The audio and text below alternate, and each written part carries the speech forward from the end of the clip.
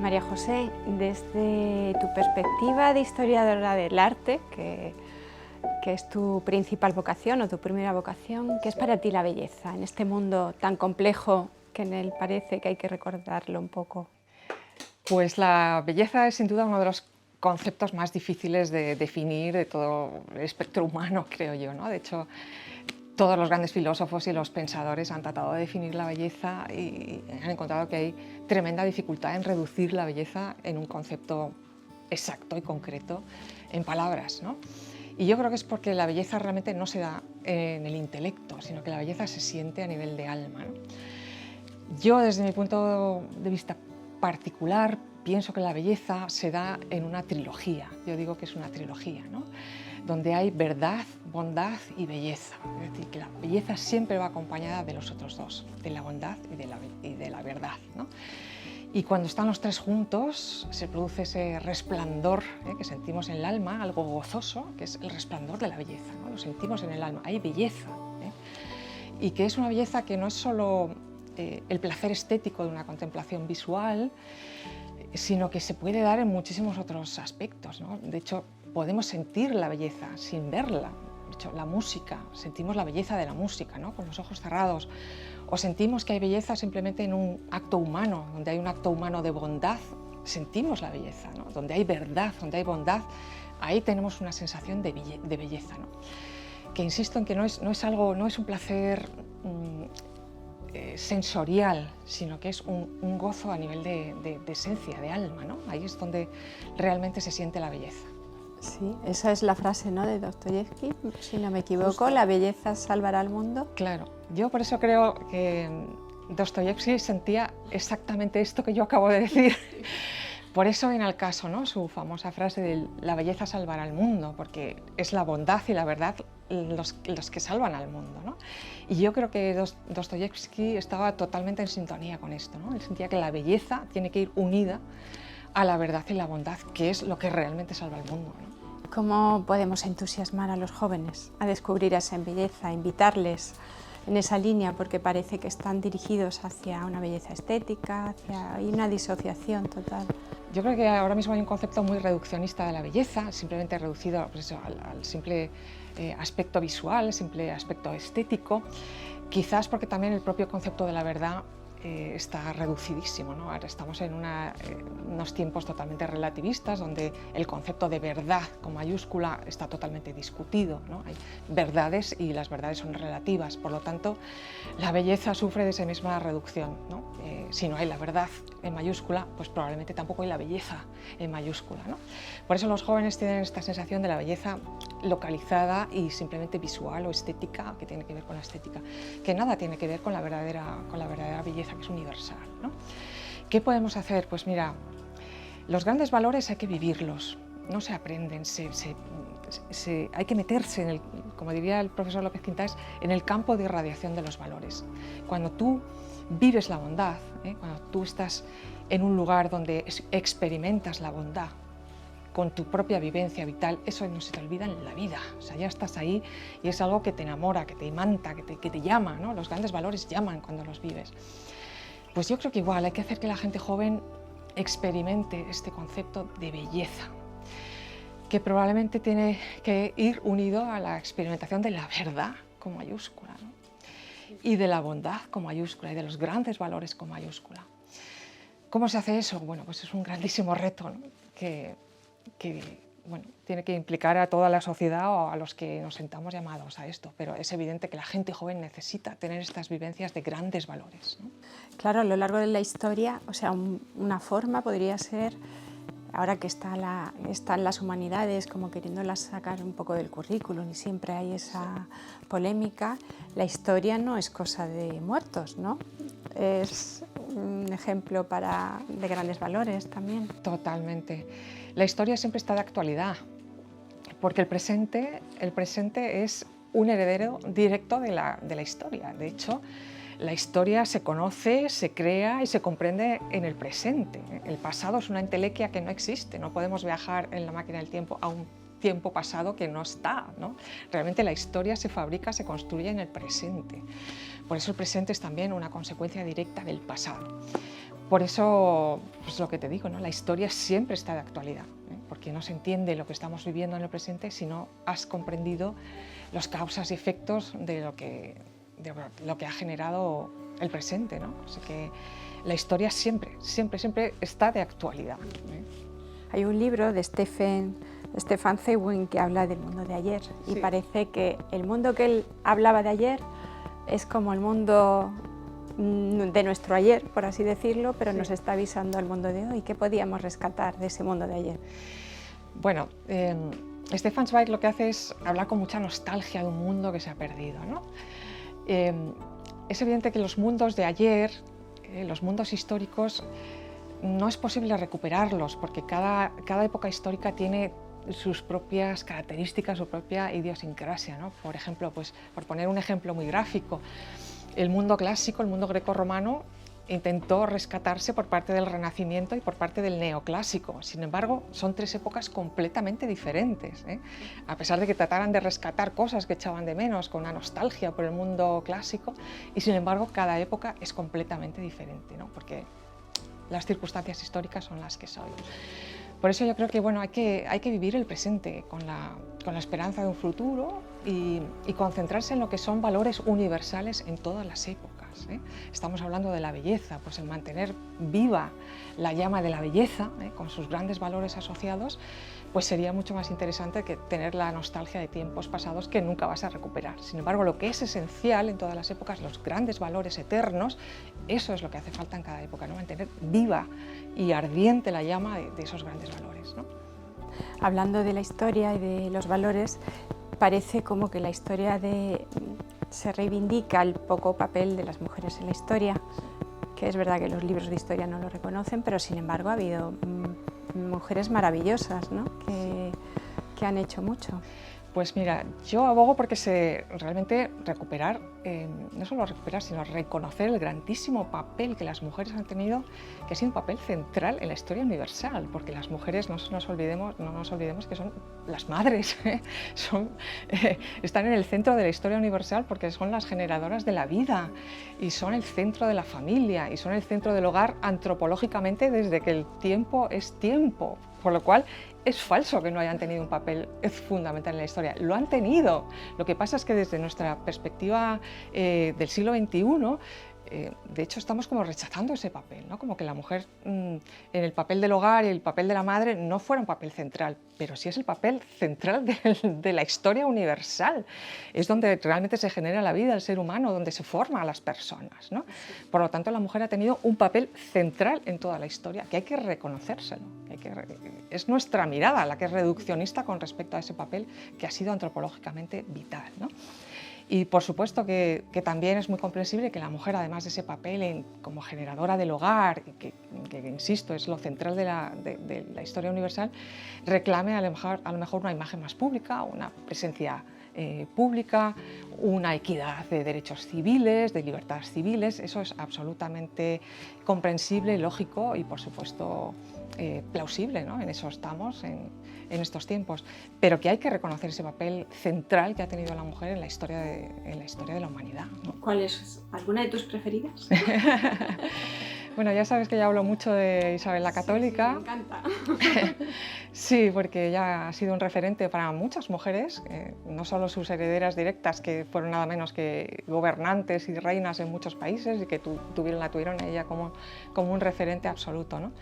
Es una mujer de muchísimo ejemplo vital, incluso para nosotras, para las mujeres de hoy, a pesar de que también tiende a ser un personaje rechazado, a lo mejor precisamente por eso, porque sus valores tienden ahora a minusvalorarse, ¿no?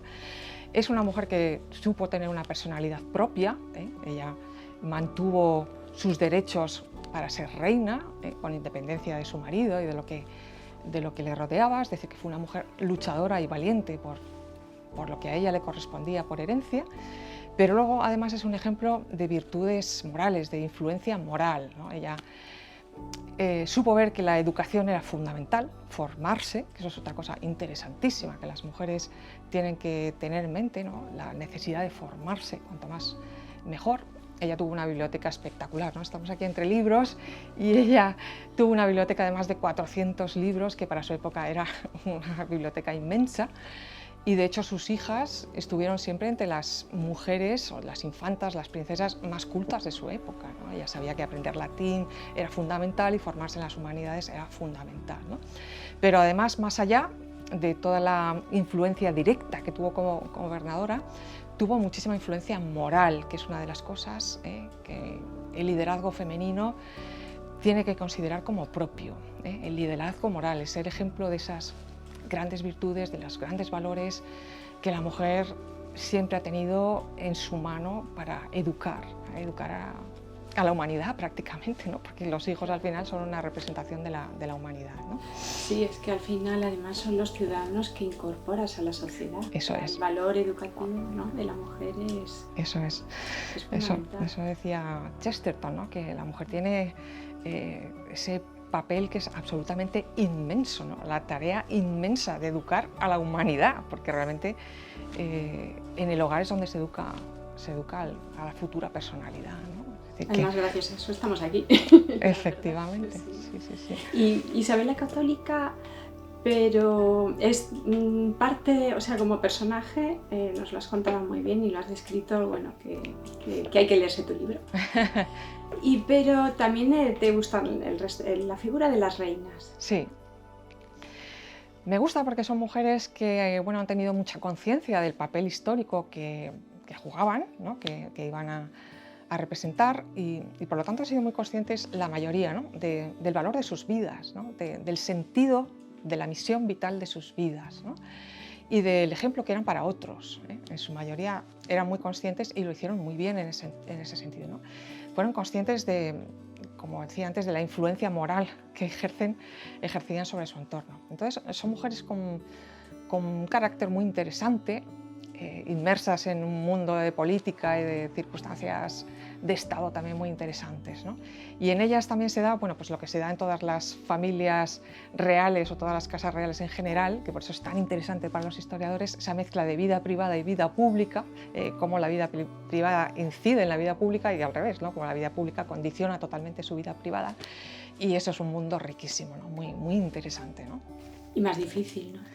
Sí. Menos libres, en cierta manera. Por supuesto, condicionadas a una misión vital que en algunas lo sintieron como una esclavitud, por supuesto, porque tienen que entregar su libertad a un interés mayor, que es un bien público, ¿no? Un bien mayor, que es por el bien del Estado, y algunas efectivamente pues a lo mejor no supieron estar tan a la altura de ese sacrificio personal que era el entregar su libertad a un bien mayor, ¿no? Pero que sin duda es a costa de pasar a la historia, ¿no? Sí, sí. Fíjate que podrían ser un modelo para, o sea, es el liderazgo político actual, porque no les piden entregar su vida pública. Eso es. Pero ese compromiso con un bien público. Eso es. El Estado. Un compromiso vital, ¿no? Una entrega de la propia vida hacia un bien mayor, ¿no? En ese sentido es un compromiso de servicio a tu sociedad, ¿no? Y en ese sentido fueron mujeres pues, con muchísima dignidad, mucha prestancia y mucho concepto de sí mismas, ¿no? de la huella que tenían que dejar en la historia. ¿Cómo resumirías las características de un liderazgo femenino de esa época que nos sirvieran para la época actual? Sí. Pues yo he incidido mucho en esta parte propiamente femenina, ¿no? Del liderazgo femenino, que es un liderazgo moral, ¿eh? Es un liderazgo de valores, es un liderazgo de humanidad, porque la mujer está preparada para eso, por su propia condición de la maternidad, ¿no? Y la maternidad prepara a la mujer para ser acogedora, para acoger no solo la vida que se genera en su interior, sino acoger luego a los demás, ¿no? La mujer está mucho más preparada para las cuestiones emocionales, para los valores, para la formación, y por lo tanto creo que ahí tiene una parte del liderazgo que es fundamental en la sociedad y que a lo mejor la sociedad está echando mucho de menos ahora, ¿no? Ese liderazgo femenino que atañe más a los grandes valores y a la influencia moral sobre la sociedad. Podría ser, fíjate, aludiendo a la belleza, retomando la idea de belleza que hemos hablado antes, sería un liderazgo de la belleza, ¿eh? Un liderazgo de la gran belleza, ¿no? De la que estamos hablando, que va unida a los valores de la bondad y de la verdad. Yo ahí encuentro que la mujer tiene un papel absolutamente fundamental. Sí. Pues nada, vamos a tener que rescatarlo todo, porque las grandes hazañas parece que son de otra época, o esos grandes liderazgos, ¿no? Cuando vemos películas que describen una hazaña, realmente nos emocionamos, pero luego es como muy difícil llevarlo, o sea, esa valentía de llevarlo a la vida pública, ¿no? Sí. Mira, yo creo que el ser humano es algo tan grandioso y tan misterioso que no va a parar de sorprender con las hazañas. Es que es así desde el principio de los tiempos, ¿no? Da igual, parece que lo hemos visto todo y no. Y el hombre siempre se supera a sí mismo sin fin, ¿no? Es una cosa sin fin. El problema de los tiempos actuales que vivimos es que cada vez el tiempo está más acelerado. Es evidente que el tiempo se ha acelerado, todo pasa mucho más deprisa y a veces sentimos que la tecnología va por delante del ser humano, incluso que a veces deja de acompañar al ser humano, ¿no? La tecnología va muy rápido y la propia esencia humana no le da tiempo a llegar, a acoplarse a eso, ¿no?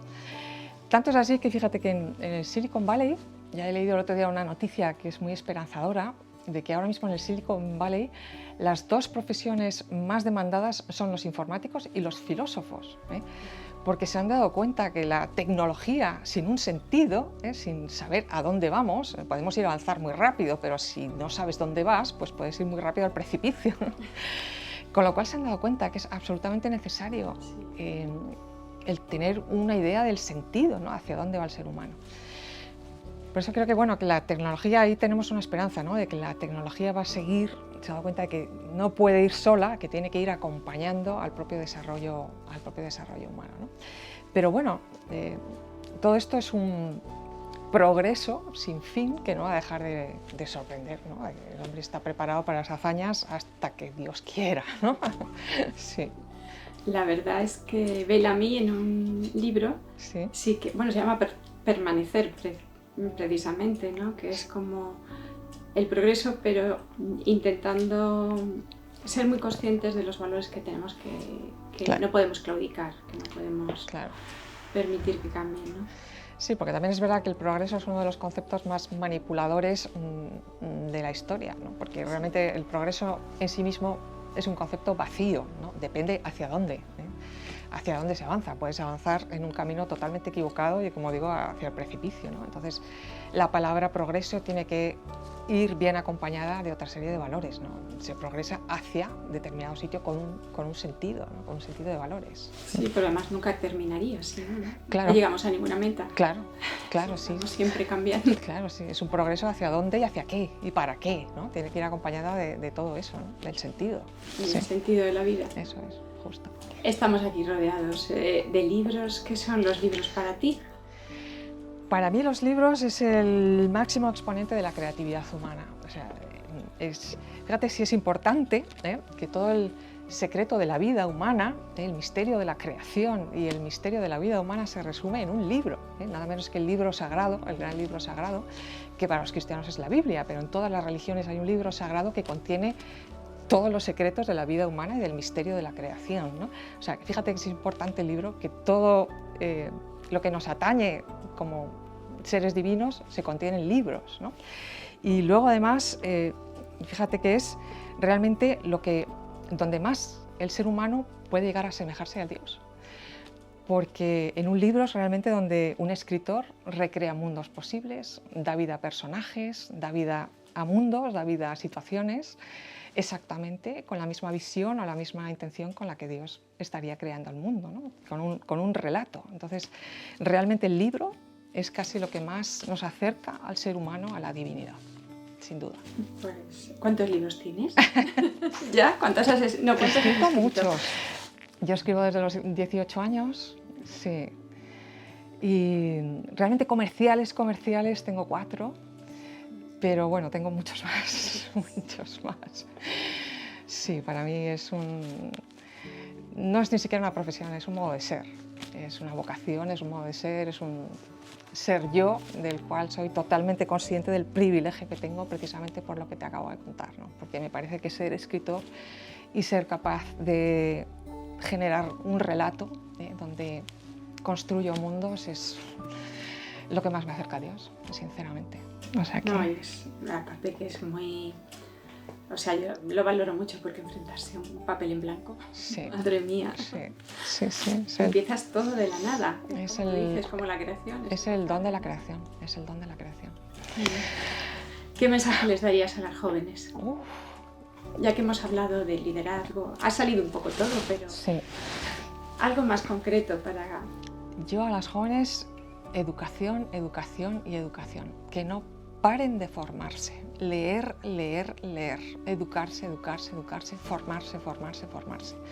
Es lo único que no te va a quitar nadie. Tu formación. Y en lo que más te van a respetar. Siempre, siempre. Porque todo lo demás es perecedero.